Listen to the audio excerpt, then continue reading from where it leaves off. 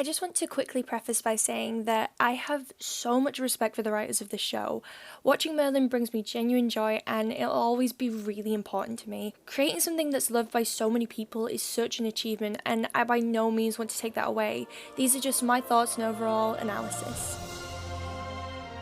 It's generally agreed upon within the fanbase that BBC's Merlin had all the ingredients of a perfect TV show, but ultimately fell flat in the end. As much as I love the show, watching it back in recent years has been eye-opening to say the least. In this 3-part series, I'll be looking at character, story, and then the finale, all to explore the potential of Merlin.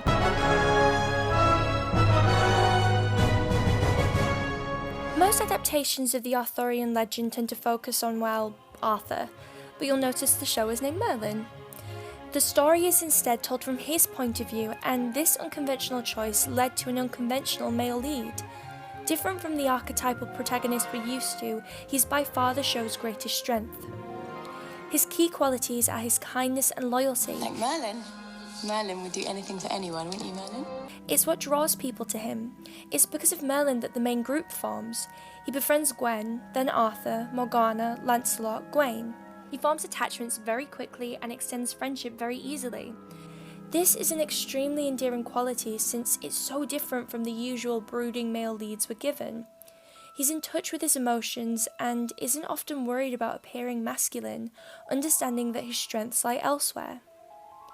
Because of this, he is perfect sidekick material. Merlin is what happens when you take the best friend trope and tell the story from their point of view. The best friend's one goal in life is to support the protagonist with very little going on for themselves. Merlin is almost like if Sam had been the main character and not Frodo. But the dynamic between Merlin and Arthur certainly didn't start out that way. The story begins and they hate each other. Arthur's a big bully and Merlin doesn't care that he's a prince, so they're naturally at odds. Despite not being able to use his magic, Merlin still stands up for what's right, and this works to make him all the more likeable. I warn you, I've been trained to kill since birth. Wow. And how long have you been training to be a prat? It's the perfect introduction to our main character. He uses his words, his wit conveying to the audience that this is a smart character. This is, however, one of the areas where the writing couldn't quite live up to the character's potential. There are some episodes where Merlin uses a combination of his brains and magic to save the day, but often it's a lot of, here's a spell that will kill the monster, or that pushy spell that the writers seem to love so much. Merlin's sense of morality is something that, as a viewer, becomes rather disturbing when you stop to think about it. On the one hand, he feels empathy very strongly. He does things because he thinks they're right, persuading and inspiring others to his way of thinking. On the other hand, however, he makes some really questionable choices for the main hero. This is because his morality shapes itself around his loyalty to Arthur. Anyone who gets in the way is a threat. As the show goes along, it almost becomes unhealthy. This really begins when he poisons Morgana.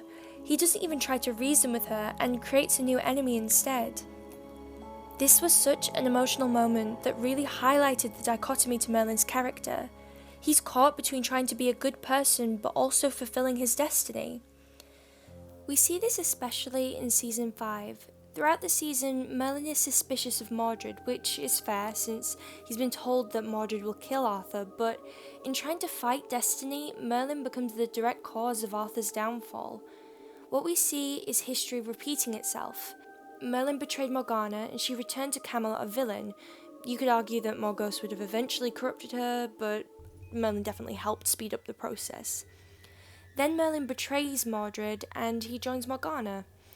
Merlin, our intelligent main character, can never learn his lesson, but for some reason this isn't framed as a flaw, not really. Merlin blames himself briefly, but has no empathy in the end towards Mordred or Morgana, despite playing a big role in them turning to the dark side.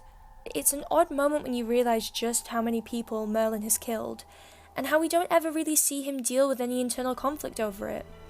Killing is only wrong to him if he had a personal relationship with a person. It isn't wrong if they're random bad guys. You could argue the same for Arthur, but he was raised a knight, he's used to killing, and it's seen as honourable when done in battle. Merlin is from a small town, and while I think it's something he would learn to get used to, it's just strange that he's so casual about it so quickly. Having such a great sense of morality for a character who's painted as the good guy leaves the viewer with a lot to think about. This could have been explored, but it never was. His entire character is such a fresh take on the hero.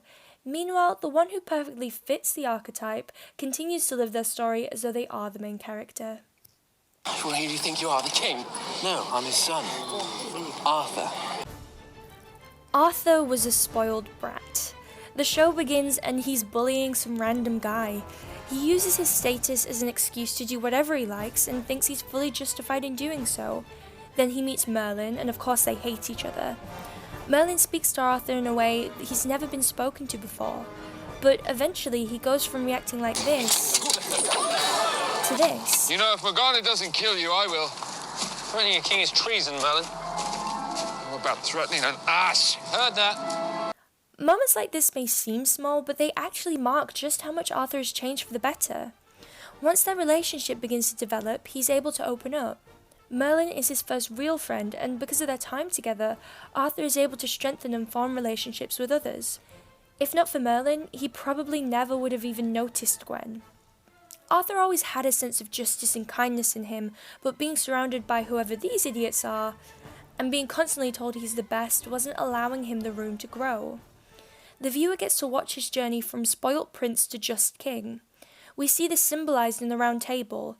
The moment where Arthur has his friends sit around the table with him as equals perfectly showcases the growth that he's been through. A lot of jokes are made at the expense of Arthur's intelligence for him not figuring out the truth about Merlin, but we've seen his reaction when faced with that possibility. It was me who used magic to kill Gwen's father. He refuses to believe it, and while it's usually a moment played for laughs, it comes from a place of genuine emotion. Arthur has been raised his entire life to despise magic. Merlin having anything to do with it is unthinkable. It's something that, if Arthur even had the suspicion of thinking, he would no doubt push it down, because what would he do then? I saw a comment on a Quora post that explained this perfectly. Arthur by nature is honest and sweet, and it never occurs to him that people may be hiding things. Arthur is very open about expressing things that bother him. He therefore assumes everyone else in his life behaves the same way. Despite how he's introduced, the truth is Arthur has the biggest heart out of everyone. He does his best to hide it and doesn't always know the best way to express it, but he's well-meaning. He's the only one who appears to show any love for his old friends, Morgana and Mordred. He's honourable and throughout the show proves himself to be a great leader. He joins his knights in battle and they're willing to die for him, not because he was born into his position, but because he inspires passion in those around him. There's a reason his story is told over and over again. Arthur is the kind of leader people wish for, hence why this idea of him one day returning has stuck around so long throughout history. I've seen how much he needs you. How much you need him. You're like two sides of the same coin. I've heard someone say that about us before. This is true in so many ways. Magic and strength, brains and brawns. They provide balance for each other. You literally just defined codependence. Being Arthur's servant and protector taught Merlin responsibility and the importance of respecting his magic. Merlin taught Arthur humility and the importance of doing what's right. Their relationship is what drew so many people to the show.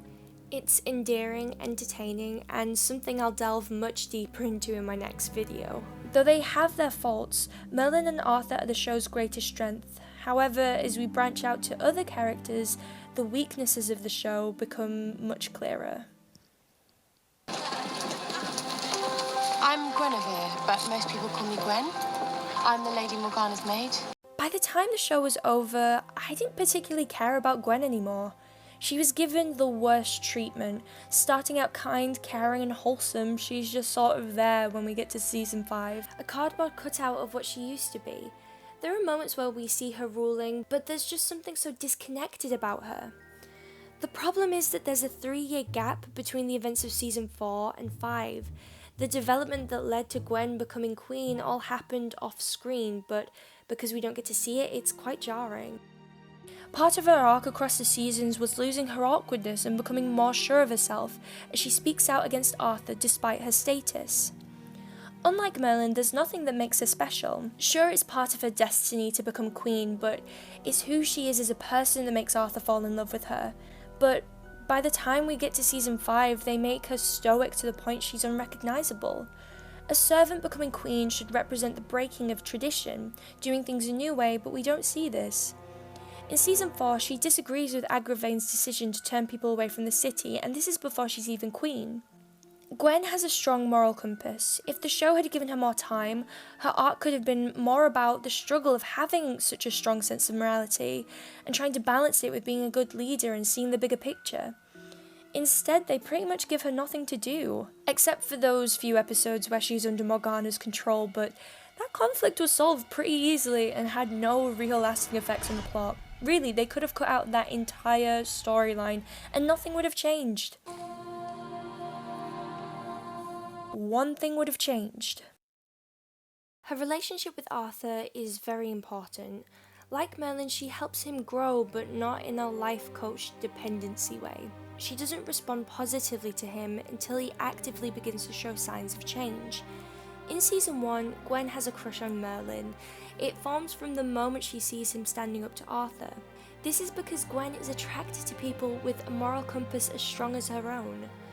Arthur and Gwen weren't right for each other in the first season, but they grow into the perfect matches for one another. Sometimes you've got to do what you think is right, and damn the consequences.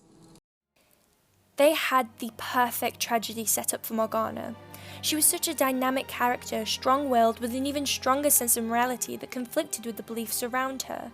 From the first episode, we see her arguing with the king over an execution. You practiced some magic. You didn't hurt anyone. Not around 20 years ago. You have no idea what it was How like. long are you going to keep punishing people for what happened then? She doesn't care that he practiced magic. Her empathy outweighs the beliefs she's been raised with. This perfectly opposes Uther's character, who sees things as black and white. This makes Morgana's eventual hatred of him extremely believable, since their naturally conflicting views were set up early on. Watching Morgana's inner conflict as she realised she had magic was one of the most compelling plot lines. It's also one of the most frustrating, as Gaius insists that Morgana can't know that she has magic. He continuously gaslights her and encourages Merlin to do the same, when maybe if she'd had a support system, she would have turned out better, yet the audience is repeatedly told that it's for her own good. She gets the hysterical woman treatment, a trope that characterises women as less rational, disciplined, and emotionally stable than men. As a result, female characters may be coddled, their opinions undervalued, or portrayed as incapable of holding power. Because of this, it's so easy to sympathise with her even when she becomes the villain. When the show first begins, she's arguably one of the most well-rounded characters. She was kind and fierce and highly intelligent. She was respectful of her servants, treating Gwen more as a friend and listening to Merlin. Then season 3 happened, and suddenly she's Evil. Morgana had the most unfulfilled potential. I have no problem with her becoming the bad guy. She's great at it, but that's all she is. Imagine what the show could have been. It needed more scenes of Merlin and Morgana discussing their ideals, more conflict between the two of them generally. Maybe Merlin convincing her to see things his way at times, or vice versa. They got along in season 1 and 2, their chemistry undeniable. Even if Morgana hates him, there would be a part of her that can't ignore her love for an old friend. As an audience, we wouldn't have known who to root for. Pure evil characters can work sometimes, but when you start out with this... If Uther thinks you've got to see his power, he'll charge you with witchcraft. Well, I don't have a choice. I couldn't live with myself knowing I'd let him die. and have her become this... The king is nowhere to be found. I want him dead! We've looked. I'm gonna need to see more of a transition. The truth is, when it comes to TV shows, you can start out with a decent plot, then do whatever you want with it, so long as you first get people to love the characters. And Merlin hits the nail on the head with this. You see this with sitcoms in particular, like Friends or The Simpsons. They end up running for so long because people don't want to say goodbye to the characters, even when the writers are very clearly out of ideas. There are a few shows out there that know when to end, but Merlin had the opposite problem. It ended far too soon before we even really got a chance to see the characters at their full potential. For this first video, I wanted to focus only on the main four. In my next video, as I delve into the episodes, I'll explore other characters and go way deeper into the relationships between them. I've wanted to make these videos for so long, so I really hope you enjoyed this one and stick around for the others.